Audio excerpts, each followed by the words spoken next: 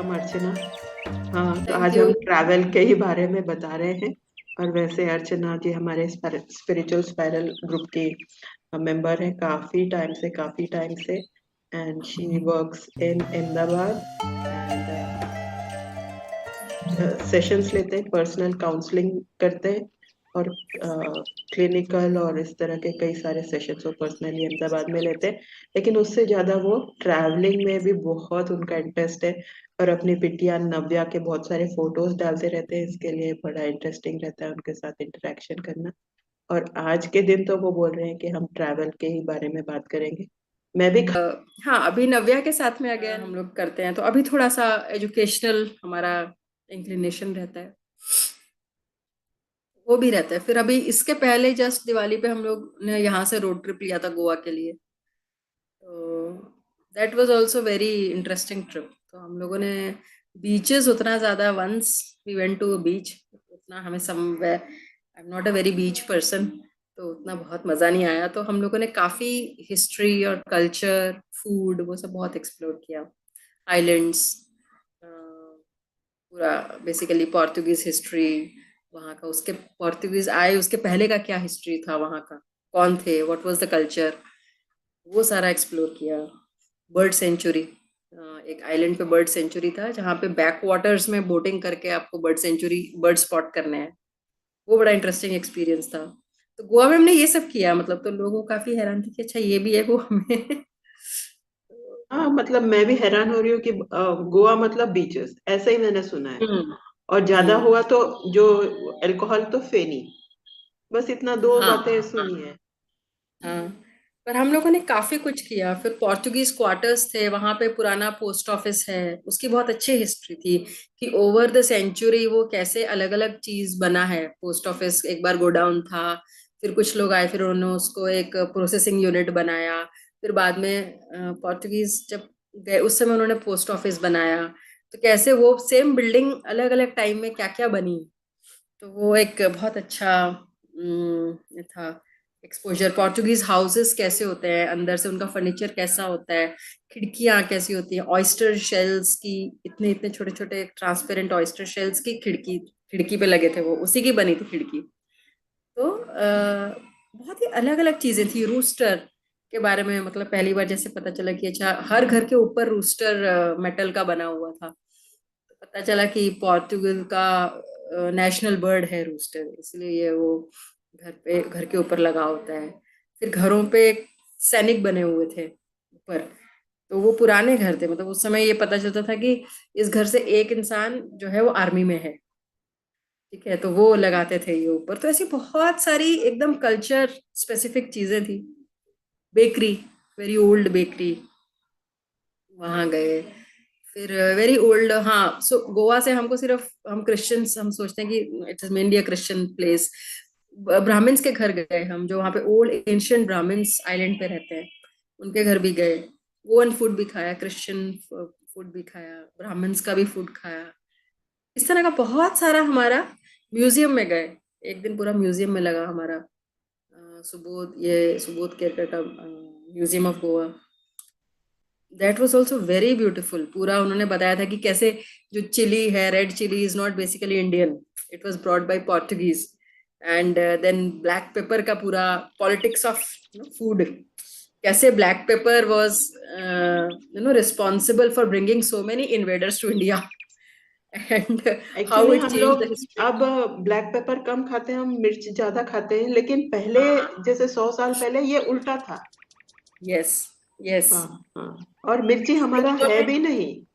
नहीं है, नहीं है। हाँ हाँ हाँ। तो बहुत सुंदर उन्होंने म्यूजियम में बनाया हुआ था कि कैसे जो रेड चिली है, फिर कैसे उसका इंडियनाइजेशन हो गया। अभी वो राजस्थान के फूड में है ही है, गुजरात के फूड में है ही है, नो कढ़ी में कहीं भी बनेगी अक्रॉस तो डलेगा, सांबर में डलेगा।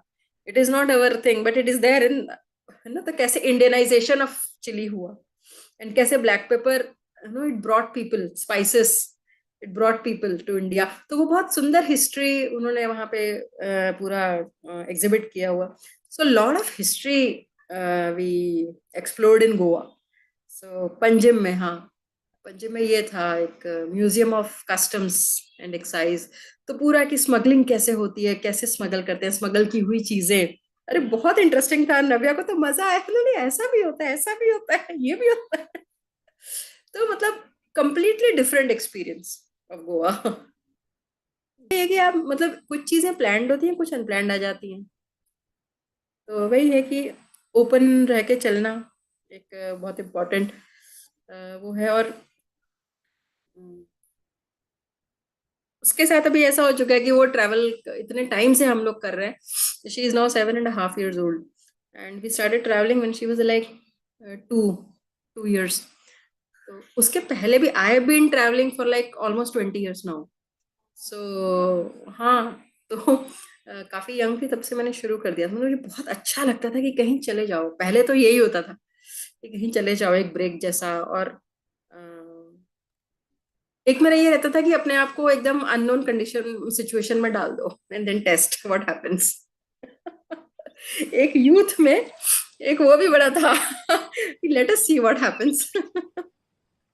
तो वो उस तरह का भी एक टाइम था। फिर उसमें भी एक्सपेरिमेंट काफी किया, बिना पैसों के ट्रैवल करना और वो सब कुछ।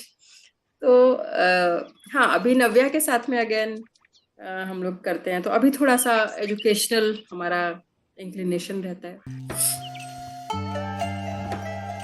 तो यस, तो अभी रिसेंट मेरा जो ट्रैवल था that was to Dang which is a tribal belt in south Gujarat.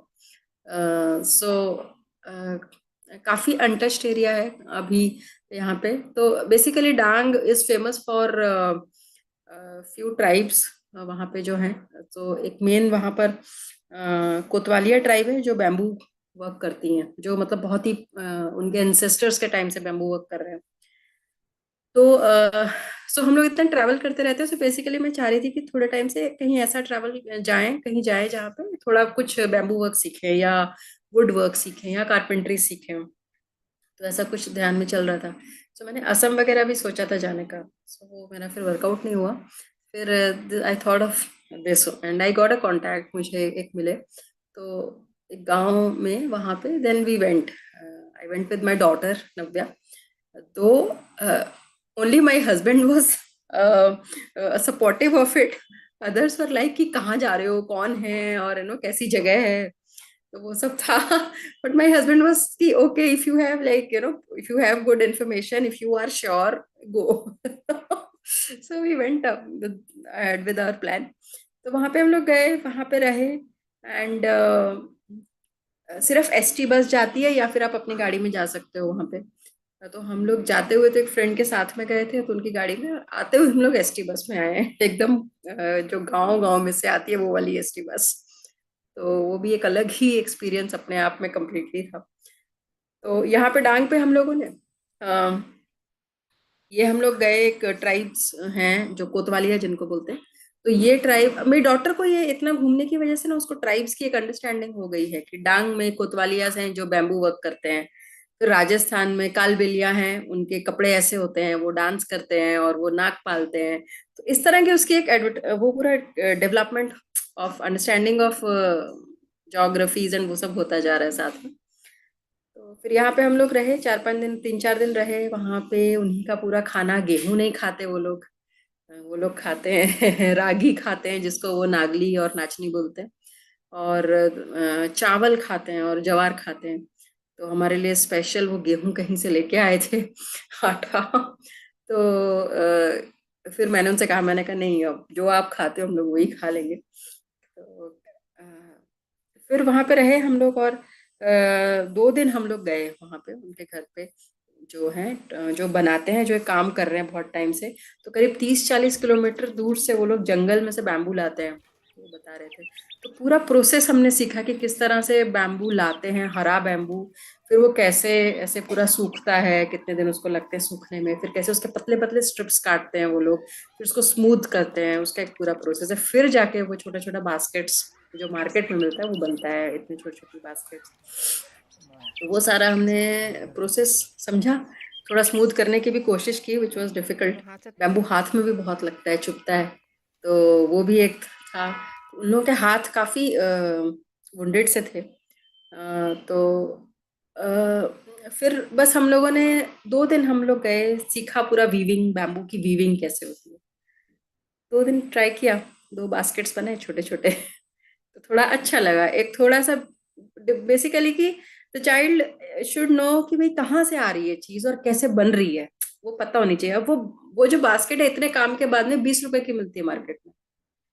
तो आई मुझे एंड पूरा करने के बाद मैं आस्क्ड हिम कि मैं आपको इसके कितने पैसे दूं, तो ही सेड 20 रुपए। मैंने कहा 20 रुपए कैसे, आपने सिखाया भी है हमको, फिर आपने बास्केट तो चलो आप दे रहे हो पर आपने सिखाया भी है हमको। तो उन्होंने नहीं तो 20 रुपए का है, 20 रुपए दे दो। मतलब that is the way of their life. तो फिर खैर उनसे मैंने बात की, 2 दिन सीखा, तो फिर accordingly I give them some which I felt कि एटलीस्ट सिखाया है तो इतना बनता है। तो इस तरह से उनके काफी अलग पूरा सिस्टम्स हैं, रिचुअल्स हैं, वे ऑफ लिविंग, थिंकिंग बहुत ही अलग है। अच्छा रहा वहाँ गए। My daughter also she kept playing with children, बहुत बड़ा ग्रुप हो गया था उसका गांव में। 25 बच्चे थे। तो और वो भी बहुत खुश हो गए थे कि ऐसे कोई लड़की आई है उस घर में और उसको खेलने बुलाती है। तो फिर सब लोग आ जाते थे, तो ये बोलती थी 5 बजे आना, हम लोग 5 बजे बास्केट करके वापस आ जाएंगे। तो 5 बजे मतलब आप सारे बच्चे, 20 बच्चे खड़े हो गए घर के बाहर। तो ऐसा रहा। शी लर्न देयर गेम्स, इसने अपने गेम्स उनको सिखाए। तो that was this Dang trip. उसके पहले recent other incredible, trips. Incredible. हाँ हाँ, उसी टाइम एक्चुअली वहां पे जिनके घर पे हम रुके थे, तो कोई एनजीओ है, उसने वहां पे स्विंग क्लासेस चला रहे थे वो लोग उसी घर में। तो उन्होंने अपने 8-10 मशीन ला के रखे थे। तो और एक वहीं डांगी डांगी ट्राइब है, तो वहीं की एक लेडी वहां सिखा रही थी स्विंग। तो नव्या वाज लाइक कि मुझे सीखना है। मैंने तो ये सोचा ही नहीं उस समय, मुझे ध्यान भी नहीं आया कि मैं भी सीखूं। तो वही हमारा मतलब एडल्ट माइंड है कि हाँ चलो, मतलब देख रहे हैं पर सामने दिमाग नहीं चल रहा कि हम भी कर सकते हैं ये। तो शी सेड ये क्या हो रहा है, ये तो बड़ा इंटरेस्टिंग है, ऊपर से एक ऐसे ऐसे आप हिला रहे हो, नीचे से पैर ऐसे ऐसे हो रहे हैं, कपड़ा बन रहा है, तो बहुत इंटरेस्टिंग है, मुझे भी करना है ये। तो शी ऑल्सो डिड दैट। तो उसने एक तकिया बनाया छोटा सा डॉल का, एक छोटी चादर टाइप का बनाया, एक और उसने ये मैट्रेस टाइप का बनाया ऐसा। ये मैट्रेस के अंदर फिल करके मैट्रेस बना दिया है। फिर एक और छोटा है वो तकिया है, और चादर से गोटा लगा दिया साइड में, तो वो चादर बन गई एक कपड़े पे।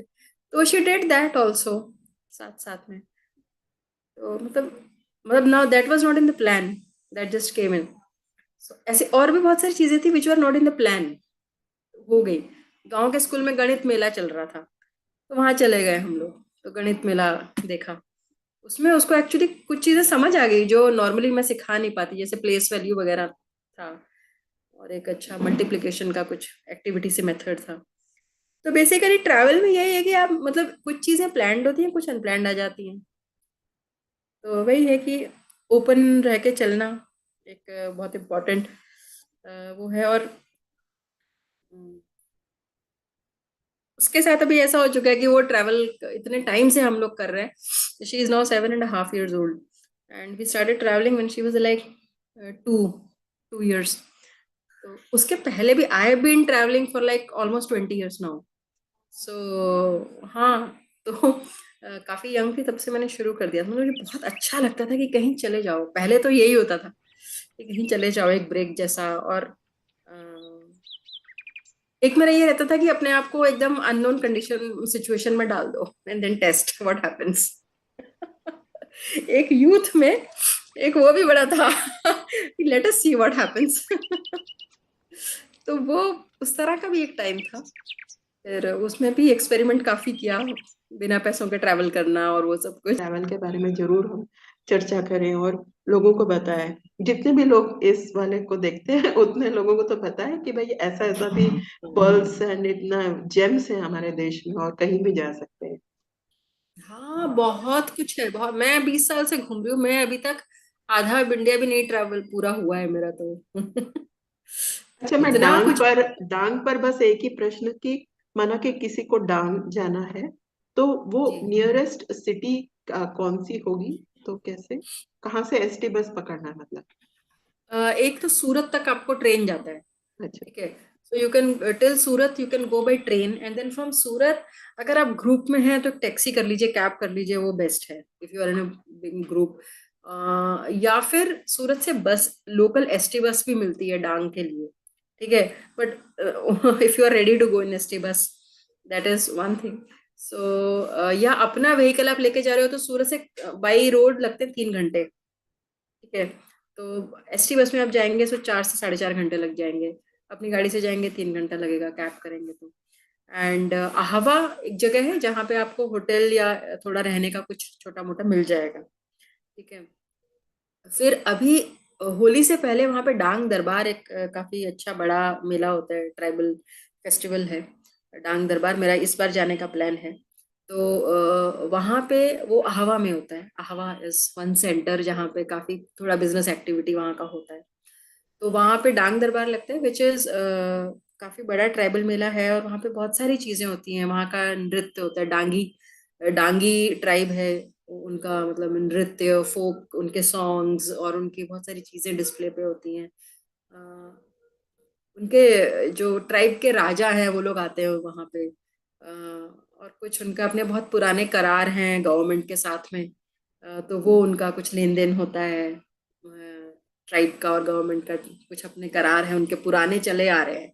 तो वो होता है, मतलब काफी इंटरेस्टिंग है। ये टाइम है जब जाया जा सकता है, होली से 3-4 दिन पहले होता है ये। उसके अलावा आप कभी भी डांग में से जाओ तो अहवा इज द प्लेस जहाँ आप रह सकते हो जाके, जहाँ otherwise if you have some contact in some village, वो एक एक्सप्लोर किया जा सकता है पॉसिबिलिटी।